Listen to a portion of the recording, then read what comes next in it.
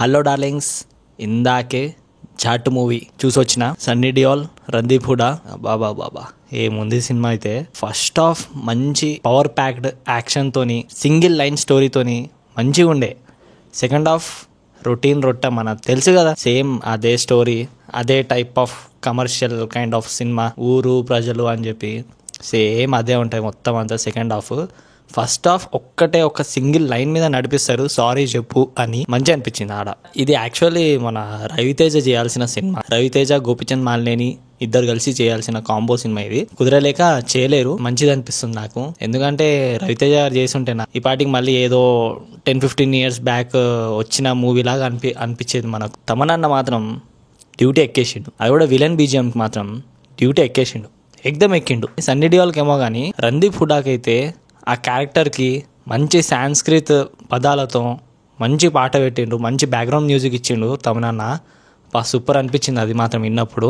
మిడిల్లో ఒక item song వస్తుంది, అదొక్కటి తీసేస్తే సినిమా మొత్తం మంచి అనిపిస్తుంది. ఇక్కడ సౌత్లో మనకు బాలయ్య బాబు ఎలానో, అక్కడ నార్త్లో వాళ్ళకి సన్నీ డియోల్ అలా. రెజినా క్యారెక్టర్ అబ్బా సూపర్. అనుకోలే అంత పీక్లో చేస్తుందని, బట్ మంచిగా చేసింది, మంచిగా అనిపించింది. చూసినంతసేపు అయితే మంచి విలనిజం అనేది కరెక్ట్గా పోర్ట్రేట్ చేసింది, అదొకటి బాగా అనిపించింది.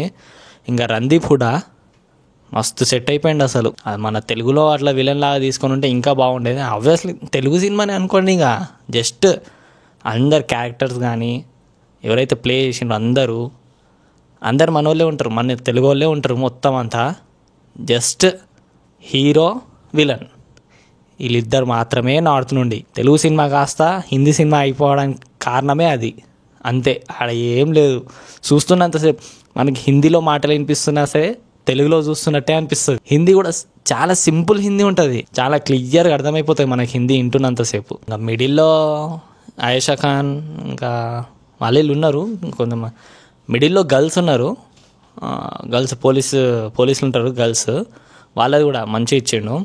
అప్పుడే అనుకున్నా, క్రాక్లో శృతి హాసన్ని చూపెట్టినప్పుడే అనుకున్నా నేను ఇందులో కూడా అట్లాంటిది ఏదో ఒకటి పెడతాడని చెప్పి. చూసిన ఏం బట్టినే అర్థమైపోయింది నాకు సీన్, ఇదే సీన్ అది అంతే అని చెప్పి, సేమ్ అట్లనే ఉంటుంది అని చెప్పి. బాగుంది, మంచి అనిపించింది సినిమా మాత్రం. ఇఫ్ ఖాళీగా ఉన్నారు, టైంపాస్కి ఒక మూవీ చూడాలి అంటే మాత్రం ఆరామ్సే పాప్కార్న్ పెట్టుకొని ఆరామ్సే తినుకుంటూ చూడండి, మంచి అనిపిస్తుంది. ఫస్ట్ హాఫ్ మాత్రం ఫుల్ ప్యాక్ అయిపోతుంది. మీకు అటు ఇటు తిరిగి చూసేంత, ఫోన్ చూసుకునే అంత బోరింగ్ ఏమి ఉండదు. ఫస్ట్ హాఫ్ మొత్తం ఫుల్ ప్యాక్డ్ ఉంటుంది, సీన్స్ అన్నీ మంచిగా అనిపిస్తాయి. కొంచెం అక్కడక్కడ కొంచెం కామెడీ వర్కౌట్ అయింది అనుకోండి, బట్ సెకండ్ హాఫే మళ్ళీ రొటీన్ రొట్ట స్టోరీకి వచ్చేస్తుంది. ఇక సెకండ్ హాఫ్ సేమ్ రొటీన్ రొట్ట అదే స్టైల్. ఓకే చలో కానివ్వండి, అర్థమైపోయింది. మనం ఎప్పటి నుంచో సినిమాలు చూస్తున్నాం, మీరు చూస్తున్నారు, సో మీకు కూడా అర్థమైపోతుంది సినిమా. వాళ్ళకు అర్థం కాదు, వాళ్ళకంటే ఎవరు, వాళ్ళకే తెలవాలి. సో వాళ్ళకే అర్థం కాదు ఇక.